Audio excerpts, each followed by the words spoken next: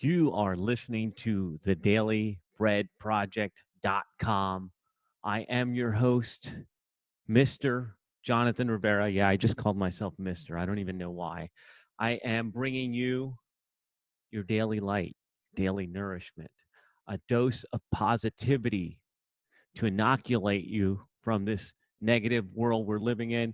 I can't do this all by myself, so I'm trying my hardest to bring you some of the very best leaders I know.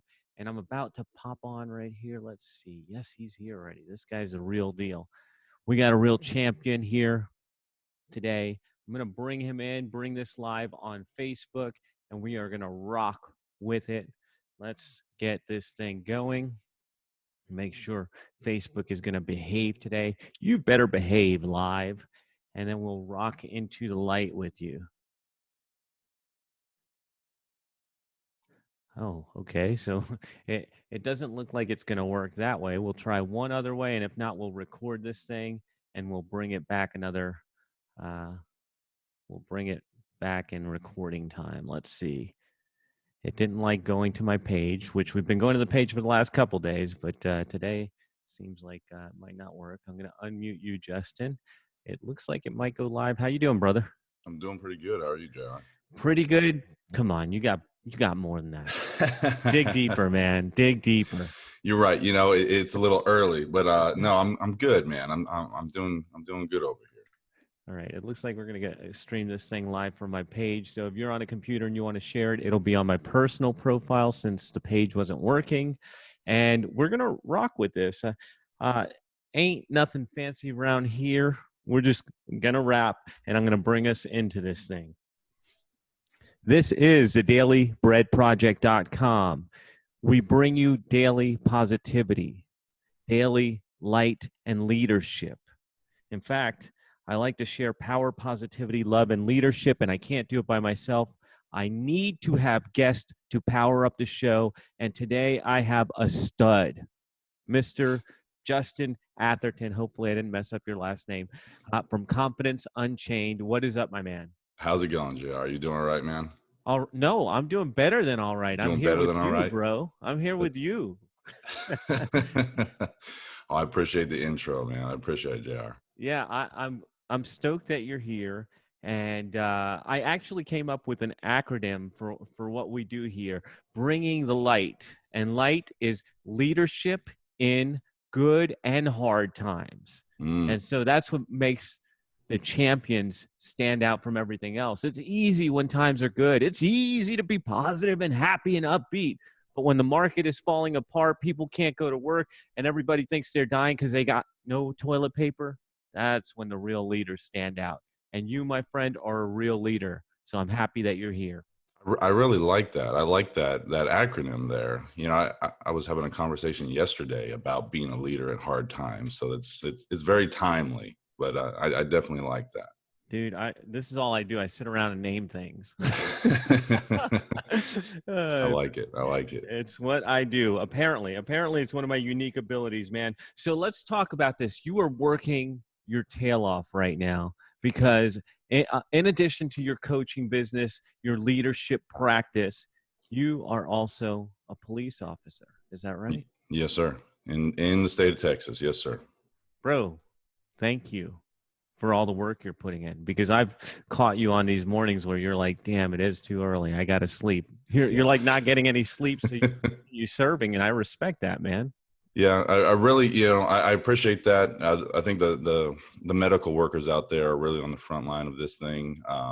We're just being the support right now and taking care of everything kind of in the background. But again, anybody that's out there right now being that essential personnel and having to leave the house on a daily basis, just make sure you're being safe and coming home and making sure that your family's being safe. But I got to give credit to all the medical personnel out there. I love it, man. He's got a touch of humility, this guy. Respect, respect, man. So let's talk about this. This is where I want to start with you, is like, how do you find the power to do everything? Because you got to go out there, you got to do work, you got to take care of yourself, you got to take care of your clients. How are you digging deep and finding the power to get it all done? You know what's interesting is I was asked that question yesterday because I was on another conference call after like 3 hours of sleep, and they're like, "Man, Justin, how are you doing this?" They're like, "I'd be falling apart," and my answer was just sheer willpower. If I say I'm going to do something or be somewhere, then I do it, and I stand behind that, and I believe that comes with having integrity to yourself, because if you can't keep your own word to yourself and the things that you do, how are you going to keep your word to anyone else? I have to ask you about this because, I, and it's one of the reasons why we resonated. Like from the first minute we met, is like we both have that in common. But you just said it, and this is not the first time I hear it from you because we've been talking this week. You're like 3 hours of sleep. How the hell do you do it without taking care of yourself? You have to take care of yourself. You, uh, Part of it is understanding your own body. I know that I sleep in 3 hour cycles, so I can get 3, 6, or 9. Anything that falls in between, I'm messed up. So it's like understanding. It's like, okay, I can. Right now I'm either going to get 3 or 5. Well, I better just get up after 3 and do some things. Then I can come back and take a nap at some point after I do a little bit of work. So you have to be able to understand your body, make sure you're fueling your body right. Whether it's, hey, I'm big on coffee. I wasn't when I was younger, but now like I'm into the whole what's it, the bulletproof coffee. And Oh yeah. it definitely gets you going, gets your mind, right early in the morning. So Well, let's, and this is, I didn't even expect to go here, but everybody prepares their bulletproof a little bit different. What's your cocktail? so it's the ghee, right? The extra clarified butter, MCT oil. I use Black Rifle Coffee. I love them. Super good company, military owned company. And I do the cold brewed away, so it brews overnight, and then I just add coconut milk to it and Ooh, hot water, and that's it. fancy, fancy, fancy. Yeah. I'm always curious. Everybody has their own cocktail. I've got a couple different tweaks that I put into mine, but I have to have, that's the first thing in the morning. While I'm out walking, I'm drinking my coffee and getting powered up. There So you go. that's why I ask. I'm always curious what people are up to. So let's go into the positivity part, man, because you're a champion, and most champions have ways that they stay positive. So what are some of the things that you're doing with all the work, with all the crazy news going out there, trying to just take over your mind? How are you protecting yourself and staying positive? So I've had this conversation before, and especially with my podcast hosts, we have a slightly different mentality about it. He's all into the positivity and really looking for those positive insights. I believe that we need to limit the negative influences that we expose How do ourselves you to. do that? So, number one, being aware of it, seeing what's out the news. You should not be watching the news 24 hours a day. Uh, on a regular basis, I limit myself to the news as much as possible. With my day job, I'm exposed to the news. I kind of live it. So if I can go a long time without hearing about the news or watching it, great. I think that's a good thing. There's so many different things. It could be negative people in your life. You have to realize like how you feel after you interact with someone, and do you want to continually expose yourself to that? I want to stop you right there because we just had this conversation this week. And so it's kind of fun to be thinking about this because it's so fresh. Limit your exposure to negative people. Hmm. What if you are the negative person? Oh wow. Well then, hopefully you can realize that. There was a great concept that was brought up to me. I guess it's an old proverb. I don't want to quote it exactly where it's at, but it's like, what do you walk around with in your cup? Like whatever spills out of your cup, like when you get rattled, that's what you carry around with you all day long. Is it joy and happiness, or is it bitterness and anger? And so when you realize yourself that every time you get rattled, you just go off the handle, hey, you're the problem. You're the common denominator in all your failed relationships. You're the common denominator in any bad thing that's ever happened to you. And so if you can realize that and really get some self introspective work on yourself and go, wait a minute, am I causing all of this? And I think that's tough for a lot of people to do Why? because we don't want to admit it. We don't want to admit that we're the problem. And you talk about leadership, and if you're thinking about like being the driving force behind any team, you have to work on yourself first. Leadership comes from working on the individual first and then being able to give that to the people around you. Yeah. Yeah. I dig it, man. I and the reason I asked is because I was with you. Like your story of where you hit rock bottom and came back up, and you realized it came from inside. That's Mm-hmm. why that just hit me. Like, what if you're the problem? We're Yeah, all our own biggest problems. Like, exactly. and there's no way around that. But I like the idea of working on you, and I'm a fan of personal development. I'm a fan of consistent growth, and I believe if you're not growing, you're dying. So what are Mhm. some of the things that you do to consistently grow? So constantly absorbing new information, like listening to new ideas, even if it's outside of my scope. Um, I think Even if it's outside, or especially if it's outside? I you know, there's it's both. You need to make sure that you are expanding yourself to knowledge that you would have never seen before, things you've never heard of or understood. Things that maybe you're thinking in ideas like, no, I'm not too keen on that. I think you and I mentioned this, when we talked the other day, like the books that like Eckhart Tolle has written, The Power of Now and A New Earth, I believe is his other one. Definitely not some books I would have read, 10 years ago. They're on the hippie-ish side, if you want to quote it. And, you know, but reading it and looking for a different perspective and going like, okay, like I get what he's saying. I would word it differently myself, but I can see his perspective and it's good information. But don't restrict yourself, to be like, oh, I only read these type of books. I only listen to these type of podcasts. I only do this.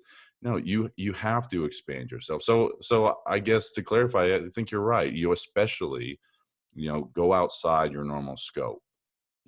Talk to people you don't normally talk to. Anyone that knows me, I talk to everybody. Tell Like us about the exercise you do in the elevator. I love that. yeah. So, and I did get it from one of Eckhart Tolle's books. He in his book he talks about when you're at a bus stop waiting for a bus, don't be the person waiting for a bus. Everyone knows what that looks like. You're standing there, you're looking on your phone, you're looking down the lane, like, is the bus here yet? Is the bus here yet? So when you're in those moments where you automatically conform to the situation, you need to flip it. You need to realize that you're being automatic and turn it into something different. So for me, I like to talk to people in an elevator because what is a person in an elevator look like? They're quiet, they're looking at the numbers, they're facing the front door. That's what a person in an elevator looks like. I will face the opposite way. I'm not going to I'll look at the people, and I'll strike up a conversation. We've got like 15, 30 seconds till we get to the next floor, right? I'll start talking to them and it makes people uncomfortable. And I, for me, just because I like reading body language and facial expressions, I do get a little bit of a kick out of it because the reactions that people get, like, why is this guy talking to me? We're in a damn elevator. This You isn't know the normal. rules. Yeah, he's breaking the rules of elevator etiquette. But for me, it's practice of putting myself outside of my comfort zone. And, this is something I tell my clients, you need to practice all of these skill sets, making yourself uncomfortable when it doesn't matter. So when you get into a situation where it does count, where it does matter, then, it's easy. Muscle memory at that point, right? Exactly. Get those reps in. Oh, I love that. Yeah. I just recorded this morning's story was about the law of reps. That's where power and mastery comes from, is I getting your believe it. reps in. Yeah, We all do. preparation is Yeah. key. Yeah. I mean, anybody that's achieving anything knows that's the thing to do. So cool. Let's let's talk about leadership a little bit. Okay. You have always been a leader. You've always risen to the top of wherever you are. You're one of those achievers. So right now, as things seem a little different, a little crazy maybe, how has your leadership changed? Hmm. Well, I just have to say, like, with the people around me, just being that solid force, because there's a lot of people out there freaking out. And so if you can be the person that's cool, calm, and collected, it brings other people to that level and go like, it's almost, a psychology thing about like looking for social proof, right? So if you're freaking out, then guess what? People around you are going to freak out too. But if you can keep a level head, people, that respect you and that have, trust in you will look to you and go, okay, maybe it's not so bad, and then they can calm down and they can keep a level head as well. So if you have that influence over other people, that are around you, that you've built that trust with, that rapport with, learning to control your emotional reactions and just, keep yourself level. Like, I was having this conversation last night, there's not a lot of stuff that surprises me. When you go into a situation, expecting the worst, but hoping for the best, there's nothing that can surprise you because you're ready for it all. So, and when you can go into a situation like that and the people around you can see, hey, okay, we can roll with the punches and whatever's happening, you know, they're good with it, and it calms them down. So I feel like that's been my strength through all this, and just being that force to, it's not so bad. Like, we'll figure it out, right? Let's talk about that. You said to keep your emotions in check, but you and I had a discussion earlier this week that emotions aren't totally bad. We think alpha male, no emotions, but you were giving me the other side of that, when emotions serve you. Can you share a little of that with us? Yeah, my thoughts on emotions, and I've done a lot of research on emotional intelligence and the seven universal emotions. And when I talk about emotion, I'll go back to me like 5, 7 years ago. I used to believe that I could control every emotion from coming up. And if I ever let an emotion come out, whether it was sadness or anger or fear, then I was weak and then I failed. I'm like, dang it, I got sad there. I didn't control that enough, and I'm like, then I get mad at myself. Well, science says otherwise. There's a lot of research that has been done that the emotions that we feel are not, they happen before the conscious brain picks up on it. It's linked to having like a physiological response. We actually feel our emotions in our body before our conscious brain actually picks up on it. So there's a lot of science out there. We cannot control the emotions that come up in any given circumstance. What we can control are the reactions. And so what you and I talked about the other day, as I don't think that there are anything as good or bad emotions. It's whether or not that emotion is useful in the context of your environment. And I think there's several different examples of this. Probably the one that we've all dealt with is, on the freeway. You're driving down the freeway, just minding your own business, and all of a sudden someone cuts you off.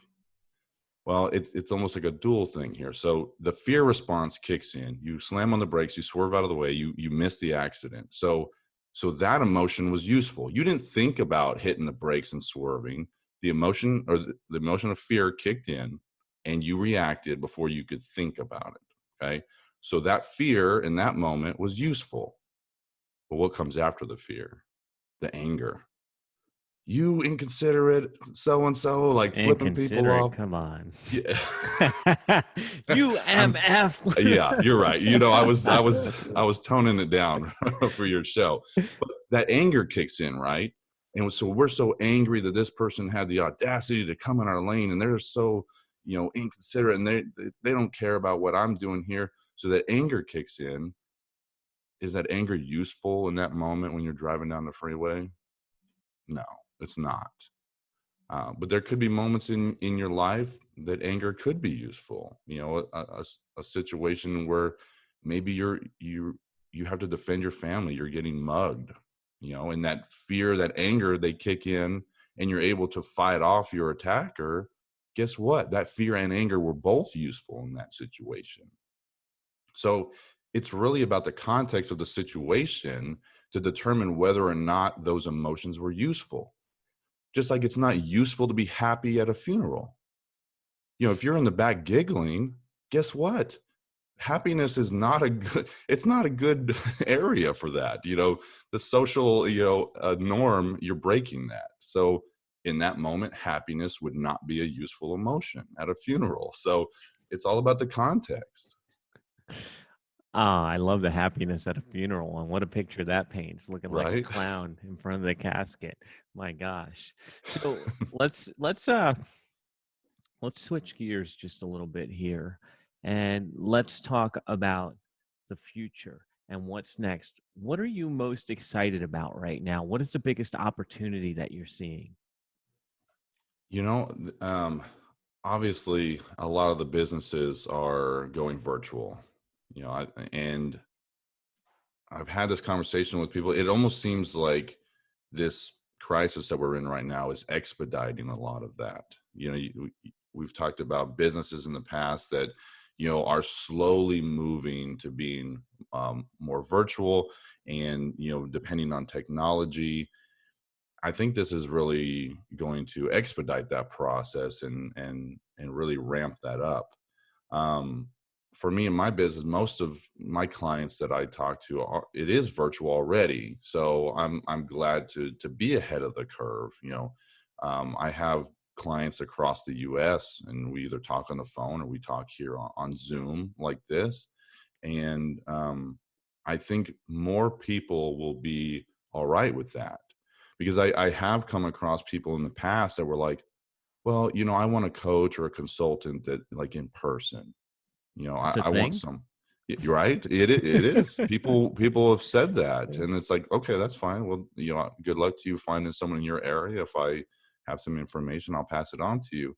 Um, but I think there will be a lot more people that were resistant to technology and using this type of medium that will have to conform to it, and it will bring a lot more people into that type of marketplace. So a lot of businesses, you see it already. People are adapting, businesses are adapting. If you're not adapting, you're failing. And this is really going to push people to the limits of what they can do. um, so I'm excited for that. I'm excited for it bringing more people into the marketplace, and this being you know part of everyday life. Having these conversations, like, how many of us have, like, had to reach out to family on the computer and have, like, this FaceTime type talk. I would talk to my parents for the first time on this, the other day. It's, And they knew how to use it? they were kind of off centered, off camera. They're kind of like Looking way up off to their the nose. side. Yeah. So that they're working it out, but but that's something for them that they may have not have done before. So it's bringing new people into this type of medium, and I think that's great. Yeah, yeah. I was actually talking to someone who works with attorneys yesterday, and I'm telling her, "Wow, you got a big opportunity right now to do virtual events and that kind of thing, kind of switch Mhm. from what they're used to." She's like, "I don't know, they're slow adopters," and I'm like, "You got to lead the way, baby. Yeah. You got to take them there so they understand that this is a new normal." And that's an interesting perspective, and I'll get your thoughts on that. I had Katie Danger on the show a couple weeks ago, and she talked about people sitting around waiting for life to get back to normal. I mean, is this? What would you say to those people? Do you think that life will get back to normal? I I I really believe that the world is going to be forever changed by this in some aspects. Um, will we get close to what we were before? We all hope so, right? But we have those cognitive biases that we have. It'd be like, hey, this is always going to be this way because that's the way it's always been. The normalcy bias, right? Like, yeah, life is just normal. It's going to keep on this way. No, we have to adapt. And like I mentioned, the businesses that aren't adapting, that are waiting for things to get back to normal, they're going to fail. And all the businesses right now that are taking this opportunity to go, hey, this is our time for some radical change in the things that we do. Those are the ones that are going to succeed and move forward. And for the individual, you have to, be prepared for that. Again, so it's about expecting the worst and hoping for the best. So we can hope that we're going to go back to normal. I don't think that's realistic, but we have to be prepared that this right now is the new normal, and we'll fall somewhere in the middle. But if you're prepared for both sides, you're ready for anything. But if you're one of those just sitting around, wait, nope, nope, life's going to pass you by, and you're going to keep on hoping. Gonna die hoping. Yeah. Cool. So, uh, when you're looking back at this time, 5 years from now, reflecting, what do you want people to remember you for while this was all going on? Hmm. I think I'll go back to that idea of being that level-headed person, like not freaking out, not, you know, ig- thinking that the sky is falling. It's like we can figure this out. Like whatever it is, anyone that's been around through different times, like 2008 when the crash happened, 2001. 9/11. We dealt with those things and moved forward, and was the world changed for at least a certain period of time? Yes, it was. um and we seem to have a very short memory when it comes to some of those things that we forget about. But this will pass too, right? To Eventually we'll forget that this happened, and we'll just go on with our lives, like however we come out of this, with whatever the new normal is. That's the term everyone's throwing around, right? The new normal. We don't know what that means, but we like to say it because it sounds cool. So looking back, I want the people that are around me and my clients to go, Justin was the rock that stood through that time and didn't waver what he was doing. I haven't changed anything that I'm doing other than business plans. I got to do more virtual stuff, the in-person retreats, or the face-to-face has to be limited. But other than that, still keeping true to what I'm doing and keep putting that information out there, because we can still have a lot of personal growth during some tough times. In fact, I would say that this is a time for the most personal growth. Yeah. So, as we are coming up to the end here, i- is there anything you want to say or want to share in closing? I would say, I like what you said there. This is an opportunity for everyone to really see where their weaknesses are, because this is exposing them. This crisis is exposing everyone's weaknesses. Really look at yourself, because guess what? You're the common denominator in all your failures. And so look at that, see the areas that you need to improve, and go all in for that. We're being forced to be, with our families, all day long, every day. Is there some areas you need to work on there? Are you able to work from home efficiently? Are you able to motivate yourself? Because outside motivation is a whole different conversation. It really needs to be internally motivated. Are you able to drive yourself to do the things that you need to do every day without having someone crack the whip over you? So figure out what your weaknesses are, and work on that and come out of this with a new skill set, with a new mindset, with a new tool and technique to use moving forward. Love it, man. Love it. All right, Justin Atherton, Confidence Unchained. You are the man, brother. Thank you, thank you, thank you for bringing the light. This is a wrap for the dailybreadproject.com. We come to you live on Facebook daily, and you can find us in iTunes and Google. If anybody wants to connect with Justin, you can look for him online or just reach out to me and I'll connect you. Love you guys. Mean it. Thank you, Justin. And I'll hit you up on Facebook in just a second, brother. All right. Thanks. All right, ciao.